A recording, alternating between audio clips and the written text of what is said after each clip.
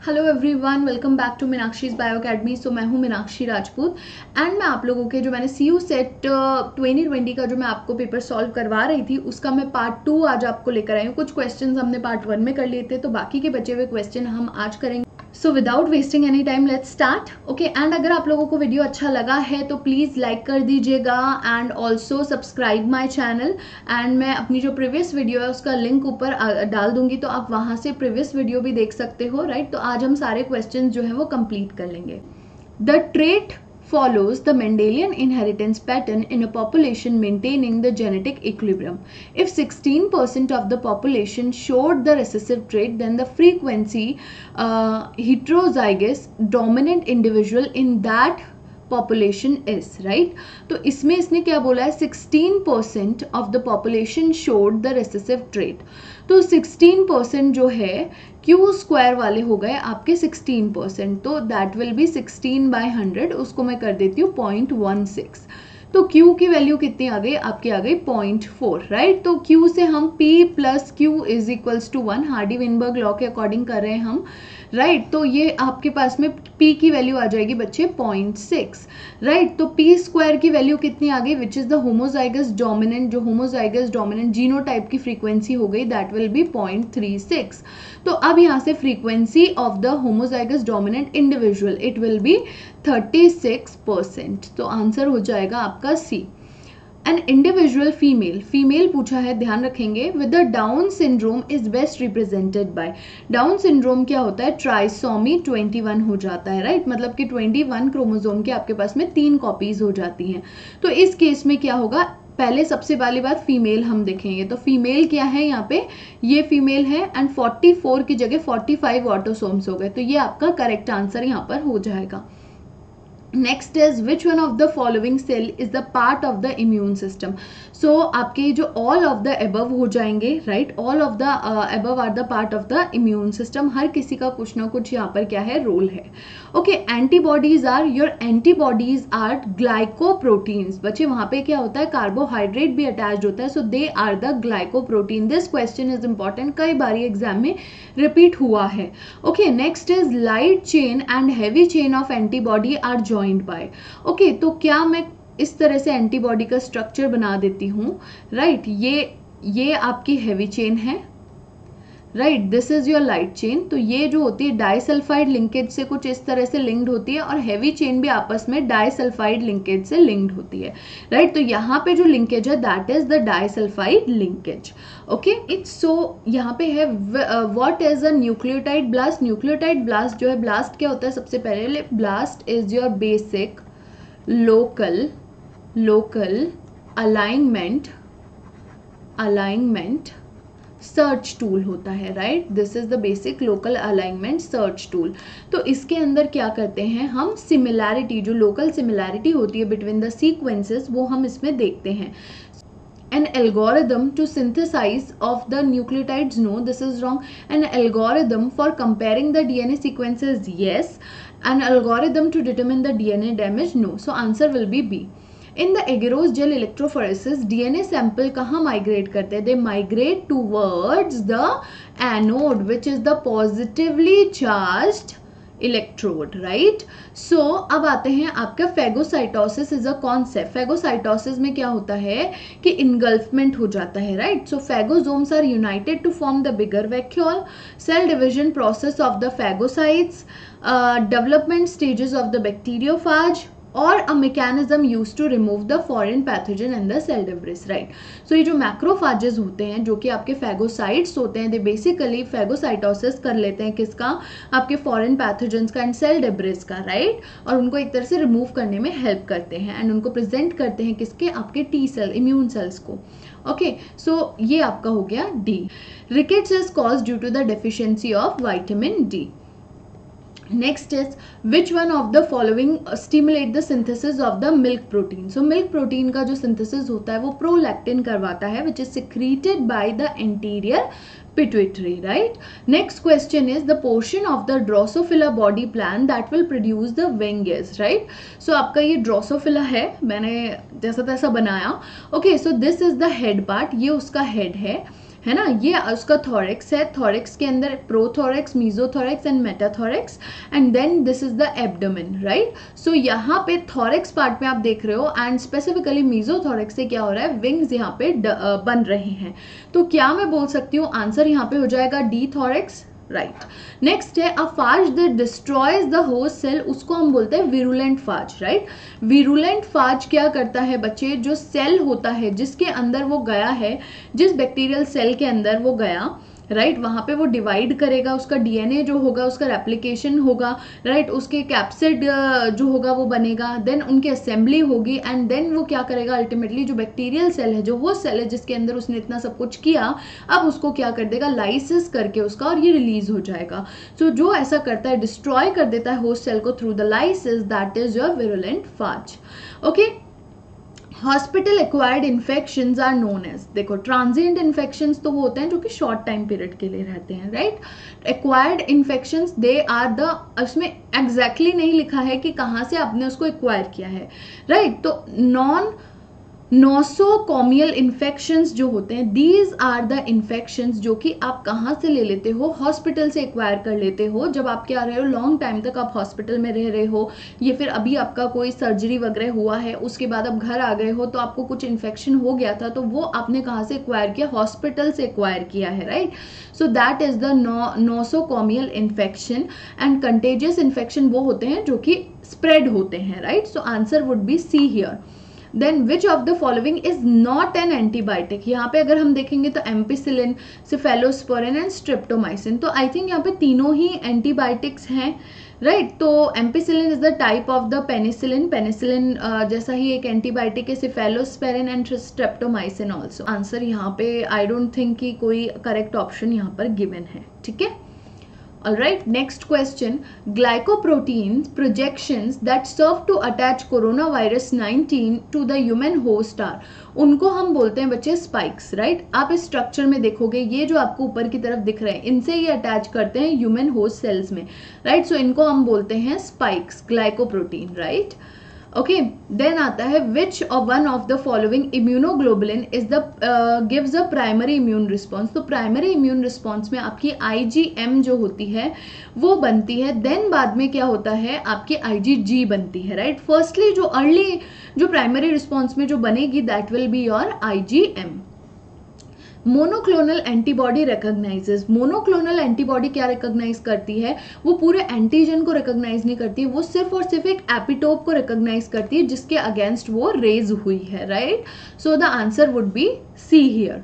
Which one of the following enzyme is required for the photo reactivation of the DNA, right? यहाँ पे हम DNA repair की बात कर रहे हैं, so यहाँ पे जो एंजाइम होता है that is the DNA photolyase, right? DNA photolyase जो होता है it helps in the DNA repair, right? Direct repair mechanism, right? इसको हम देखते हैं in the direct repair mechanism में, okay? चलिए, then which one of the following is causal agent, I think it would be agent of the swine flu, it is H1N1 virus, right? Next question is vascular bundles are absent in gymnosperms, angiosperms, pteridophytes. I think they are present in all of them, right? If I'm not wrong, they are absent in the bryophytes, right? But in the gymnosperms, angiosperms and pteridophytes they are present, right? So I think इस question में भी there is some problem.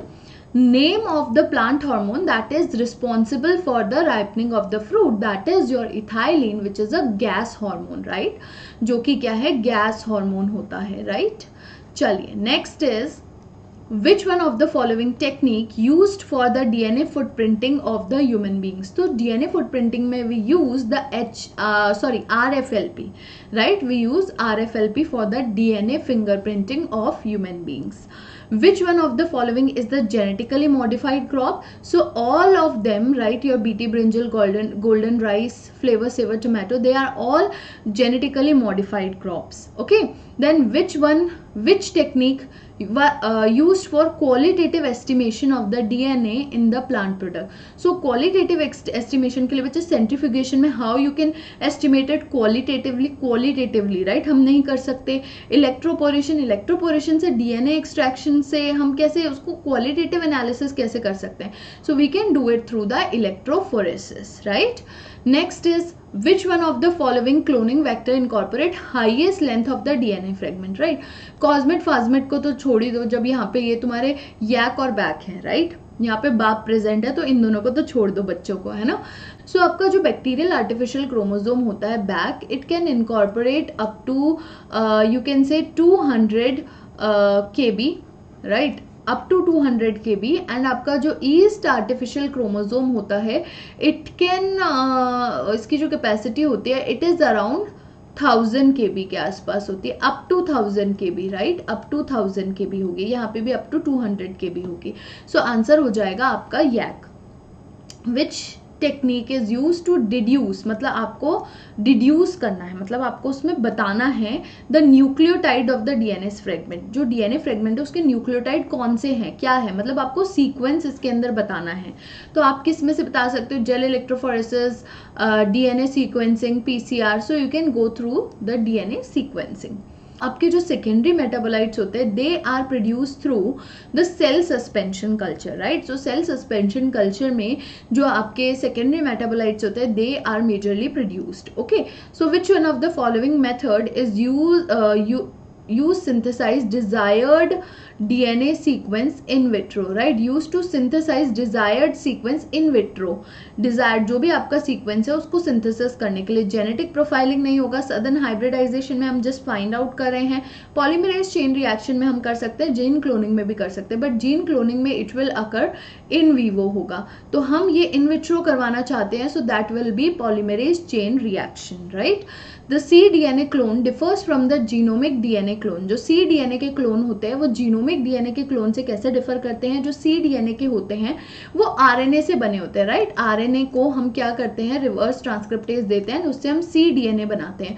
तो RNA के अंदर क्योंकि क्या नहीं होते, देयर इज नो इंट्रोन्स. तो इसी तरह से जो हमारे cDNA के जो क्लोन्स बनेंगे they will also not possess the introns. तो यहाँ पे क्या हो जाएगा, the cDNA differs from the genomic DNA clone by the absence of introns, right. The pressure exerted by the swelling protoplast on the cell wall is known as, right. So protoplast जो होता है, what is the protoplast? Firstly आपकी plasma membrane और उसके अंदर जो भी कुछ है दैट इज योर प्रोटोप्लास्ट. अब इस प्लाज्मा मेम्ब्रेन के ऊपर क्या है, आपकी सेल वॉल है, right, this is your cell wall.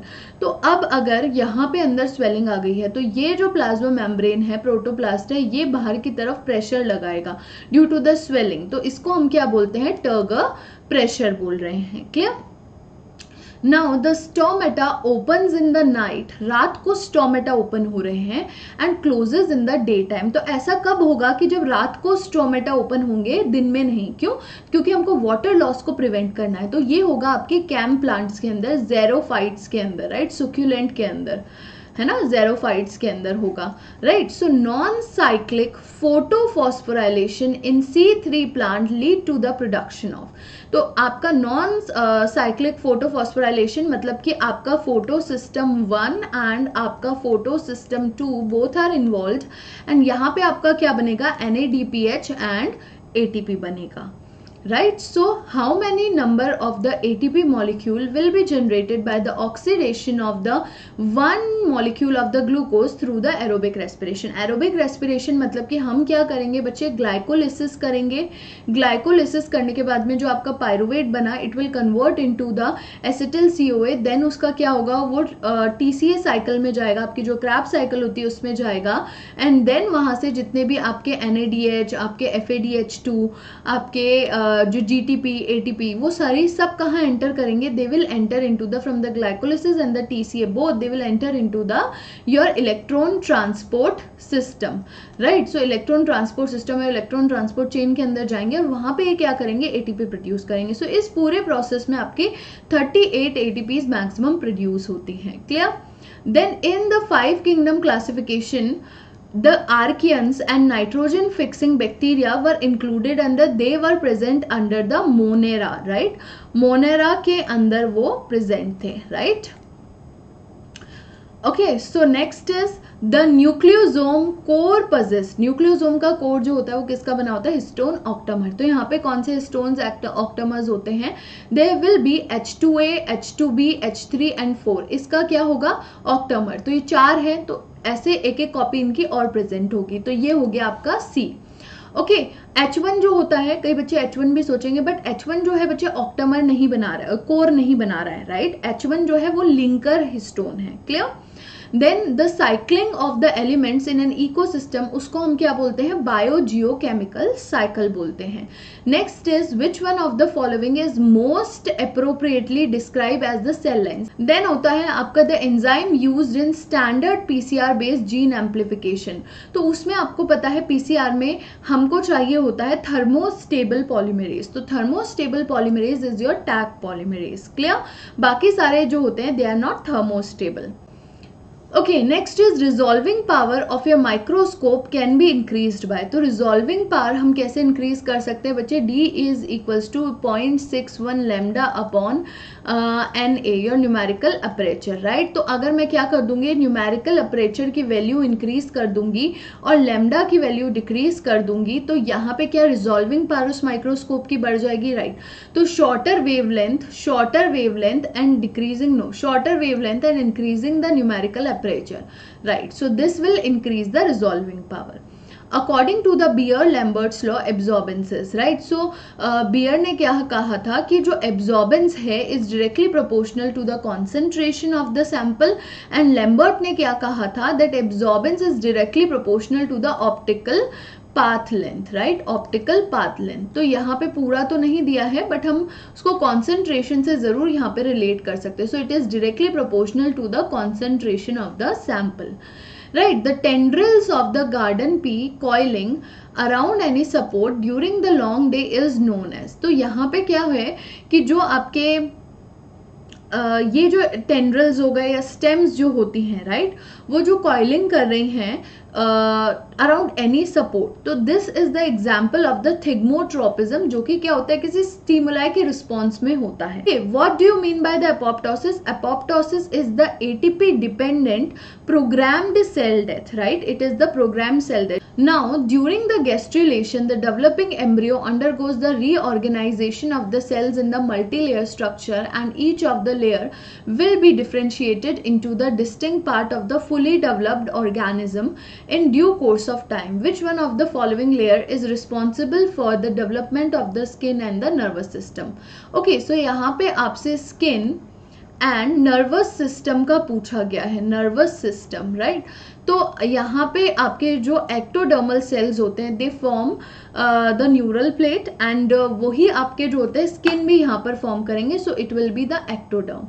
Okay, then आपका जो मीजोडर्म वाला हो गया वो आपका यूरिनोजेनाइटल ट्रैक्ट, मतलब किडनी एंड ऑल, आपके मसल्स, आपके bones, right, and heart, right, ये सारे कौन बना रहा है? आपका मीजोडर्म बनाएगा. एंडोडर्म बनाएंगे आपके गट रिलेटेड पूरा, right, your liver, pancreas, stomach, intestines, right? So it will B form by the endoderm.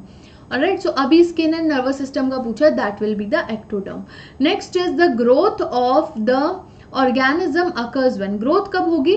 जब एनाबॉलिज्म जो होगा, मतलब कि प्रोडक्ट जितना जो आपके बायोमोलिक्यूल से जितना टूट रहे हैं उससे ज्यादा बनेंगे, तब होगा. तो जब एनाबॉलिज्म जब होगा, एनाबॉलिज्म हायर होगा कैटाबॉलिज्म से, तभी क्या होगा बच्चे? आपका यहाँ पर ग्रोथ होगी. सो it will B A. Name the unique cytokinin which is present in the tender coconut milk. So coconut milk के अंदर जो होता है आपका साइटोकाइनिन प्रेजेंट होता है, that is the zeatin. Okay, next is the principle of the numerical taxonomy in plant system was developed by the Smith and Snokel, right? सो ये कुछ कुछ आपके ऐसे बेसिक क्वेश्चंस आ जाते हैं, जैसे क्रोमोसोम टर्म किसने कॉइन करी थी, जीन जो टर्म है वो किसने कॉइन करी थी। तो इस टाइप के क्वेश्चन जो हैं बच्चे वो आ सकते हैं, पूछे जा सकते हैं। पहले BHU में इस टाइप के क्वेश्चंस बहुत आते थे एंड अब BHU इसके साथ ही मर्ज हो गया है, जुड़ गया है, तो इसीलिए अब ये क्वेश्चंस आपके आने के और ज़्यादा चांसेस हैं। Okay, so this is it. हमने पूरे 75 क्वेश्चंस जो है वो कर लिए हैं। अगर आप लोगों को ये वीडियो अच्छा लगा है तो प्लीज़ बच्चे लाइक कर दीजिएगा एंड सब्सक्राइब कर लीजिएगा मीनाक्षीज बायो अकेडमी को। ऑल राइट, एंड और अगर आपको वीडियोस ऐसी चाहिए तो प्लीज़ कमेंट्स में मुझे बताइएगा, तो मैं और भी पेपर्स की इस तरह से वीडियो लेकर आऊँगी। राइट, आप मुझे इंस्टाग्राम पे फॉलो कर सकते हैं एंड टेलीग्राम पे मेरा एक चैनल है जिसमें मैं आपके नोट्स वगैरह सारा कंटेंट अपलोड करती हूँ, सो you can join that channel also. All right, so thank you so much.